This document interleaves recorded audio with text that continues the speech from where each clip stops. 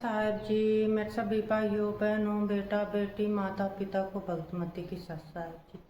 तो आज हम सुनते हैं संत रामपाल जी महाराज की सत्संग में अमृतवाणी में अमृत सत्संग सुनेंगे। और जब भी हमारे पास टाइम हो हमने गुरु परमात्मा जी के सत्संग सुनते रहना। तो सुनते हैं सभी भाई बहन बेटा बेटी माता पिता मिलजुल करके सत्संग संत रामपाल जी महाराज की सत साहब जी।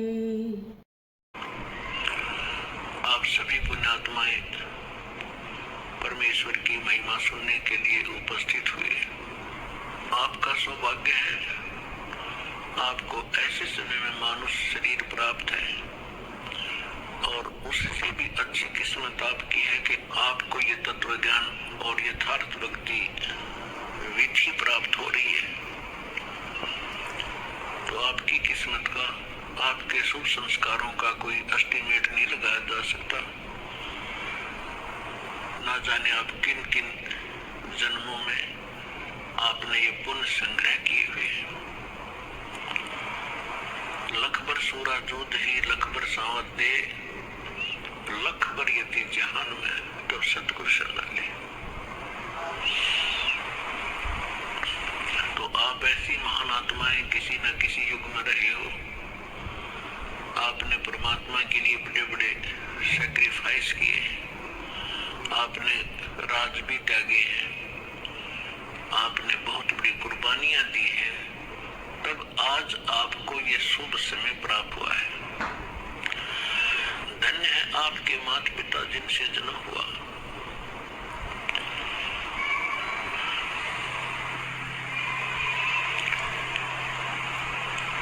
पिता परमात्मा की असीम रजा से आप यहाँ पहुंचे हो।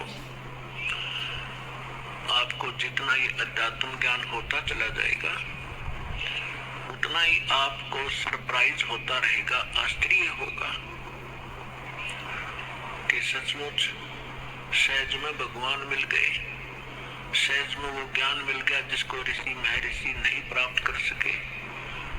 ब्रह्मा विष्णु महेश को भी वो ज्ञान प्राप्त नहीं हुआ जो आज आपको भगवान ने प्राप्त करा दिया और सहज में करा दिया।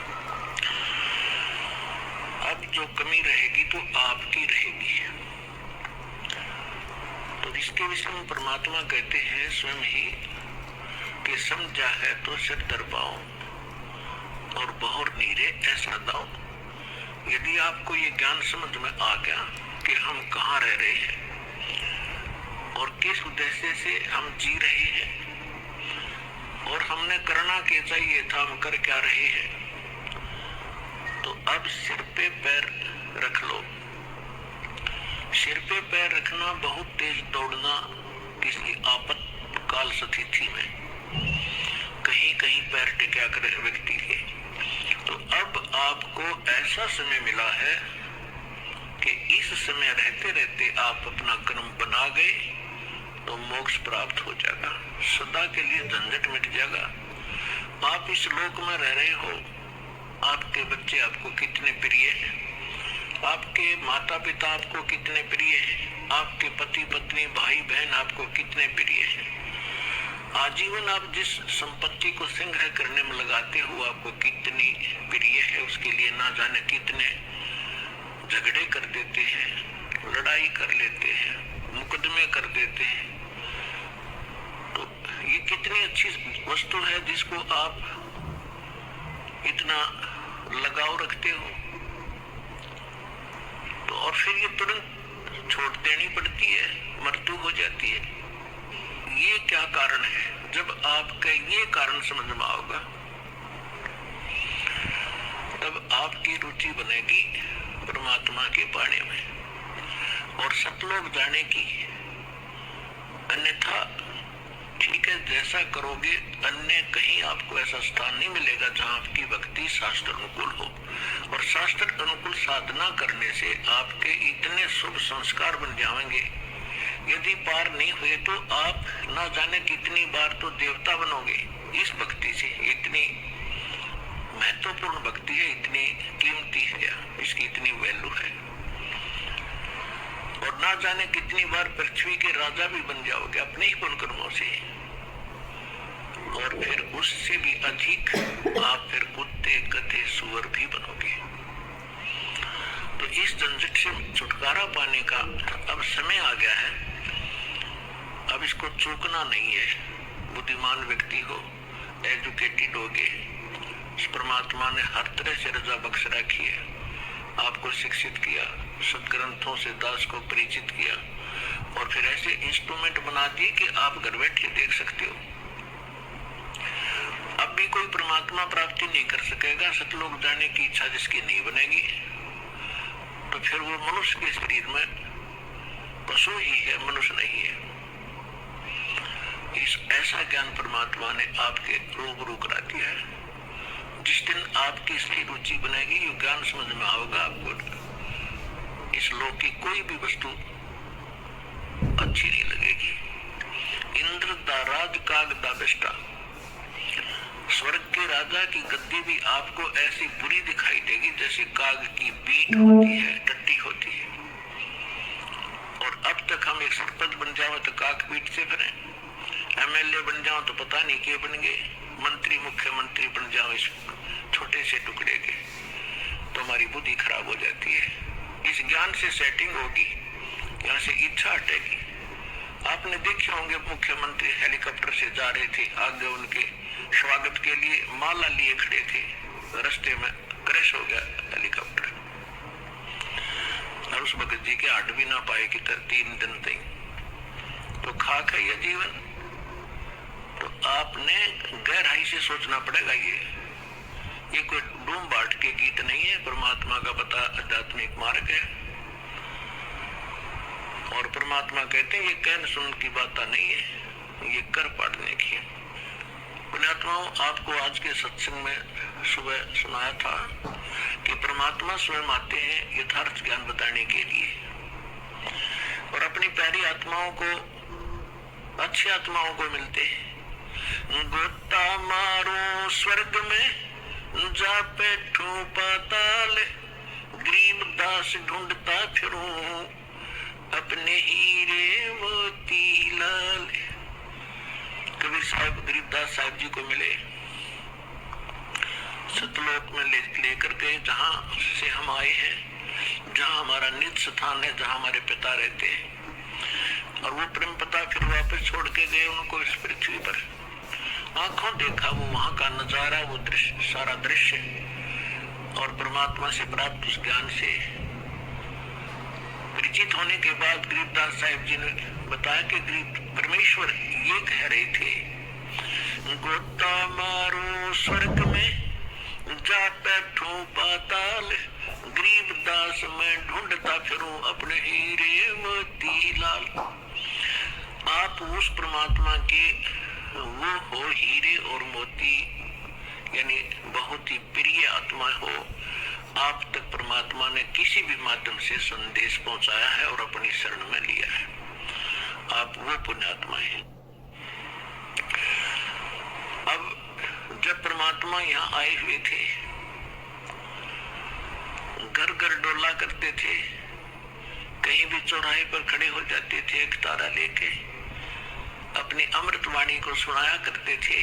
परमात्मा की वाणी में आत्मा को अट्रैक्ट करने का इतनी पावर है जैसे चुंबक लोहे को खींच लेती है। अब इस मालिक की वाणी को सुनकर आत्मा अपने आप जैसे खिंचाव होता है और ऐसे परमात्मा की वाणी इसको धंधेड़ कर रख देती है, इसको विवश कर देती है सोचने के लिए। तो कर क्या रहे हो, करना क्या चाहिए था।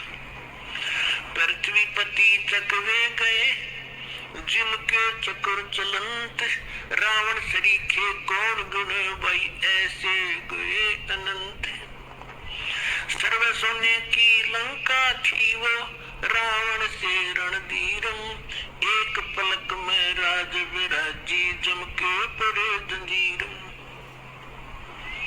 सुखदेव ने 84 भुगती बना पजावे खरवो, तेरी क्या बुनियाद प्राणी तू पेंडा पंथ पकड़वो।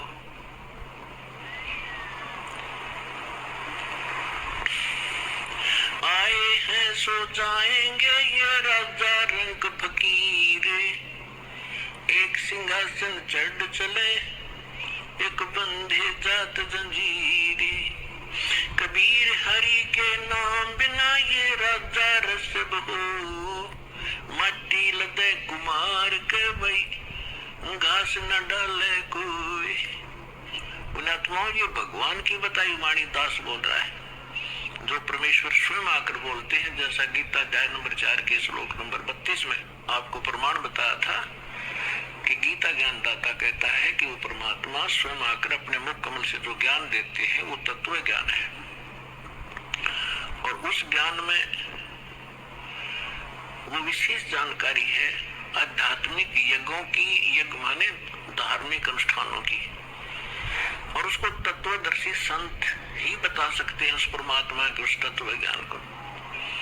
तो ये वो तत्व ज्ञान की वाणी है जो भगवान ने बता रखी है। अब हम ये समझें, क्योंकि हमने समय पर अब मनुष्य जीवन में मनुष्य जीवन जैसी ही सुविधा प्राप्त होती है, कुत्ते के जीवन में कुत्ते वाली ही सेटिंग होगी। तो अब हम ये भूल जाते हैं कि उसमें पर खाना मिल जाता है, जब चाहे चाय पी लें, जब चाहे दूध पी लें, भूख लगे खाना खा लेते हैं। और जब ये शरीर छूट जाएगा, क्योंकि ये मिला इसलिए था, ऐसी सुविधाएं और ऐसी बुद्धि दी थी कि आप इसमें परमात्मा पाने का प्रयत्न करें। और यदि परमात्मा नहीं प्राप्त करते हैं, भक्ति ना करके और बकवादों में जीवन व्यर्थ कर जाते हैं, तो फिर परमात्मा बताते हैं कि राजा भी जब गधा बनेगा तो आम जीव की अब क्या बुनियाद है, क्या औकात है, सहज में समझ आ जाना चाहिए। फिर क्या बताते हैं परमात्मा? कबीर हरि के नाम बिना ये नार कूतिया हो। गली गली भौंकत फिरे भाई टोक न डाले कोई। परमात्मा की भक्ति के बिना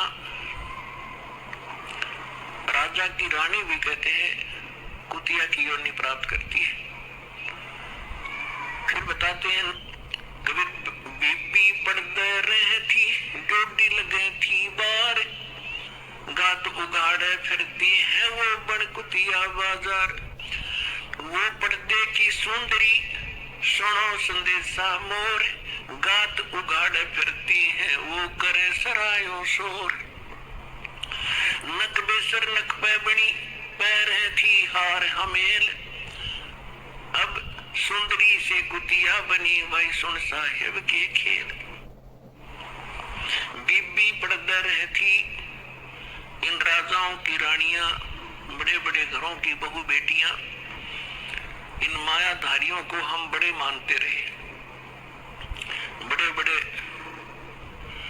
घरों की बहु बेटियां पर्दों में रहा करती थी। राजा की रानियों पर्दों में रहा करती थी, आगे उनके चौकियां लगा करती थी, कोई भी गैर व्यक्ति वहां फटक ना जा, और उसमें वो अपनी इज्जत माना करते थे। अब परमात्मा कहते हैं बीबी पर्दा रही थी और डोडी लगे थी बार, बार माने गेट के आगे चौकी पहरेदार खड़े रहा करते थे। और गात उगाड़े फिरती है वो बड़ कुतिया बाजार। वो पर्दे की सुंदरी और सुनो संदेशा मोर, अब गात उगाड़े फिरती है वो करे सरायों शोर। नकबे सर नकबे बनी वो पैर थी हार हमेल, और सुंदरी से कुतिया बनी। कैसा स्वरूप बिगड़ गया, और सुन साहेब के खेत।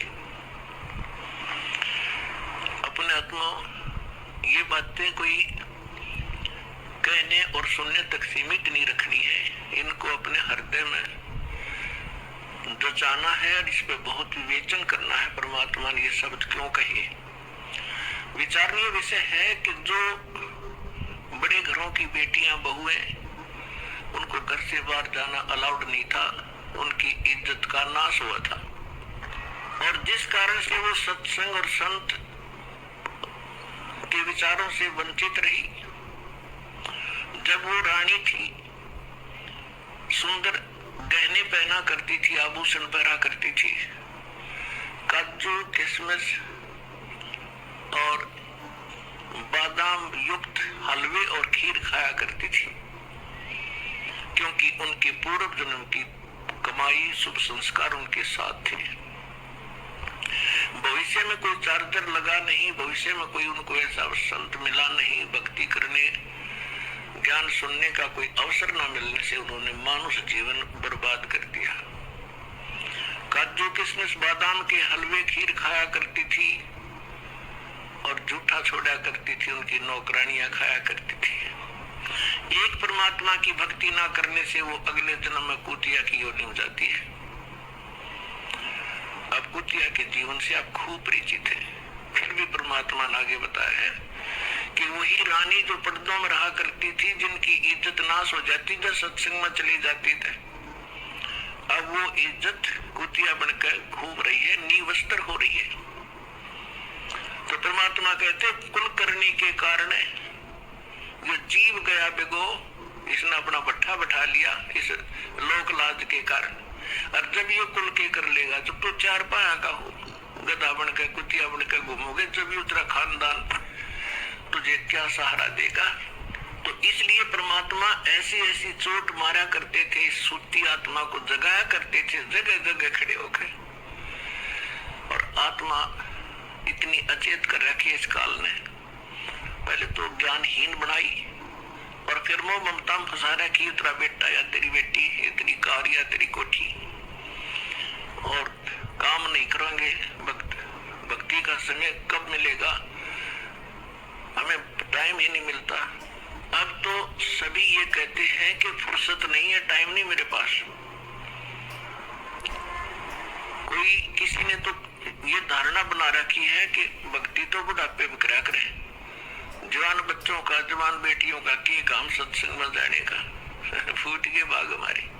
बुढ़ापे में भक्ति होगी, पता कर लो बुढ़िया तो कदे दांत निकलवानी, कदे आंख बनवानी, कदे पिंडी बढ़के, कदे बीपी आई, कदे लो को शुगर बढ़ गई। वो तो 92 का दौर है बुढ़ापे में। अगर पहले से ही भक्ति शुरू करेंगे तो बुढ़ापा भी हमारा रोग रहित, परमात्मा की शक्ति साथ रहेगी, तब वो ठीक रहेगा।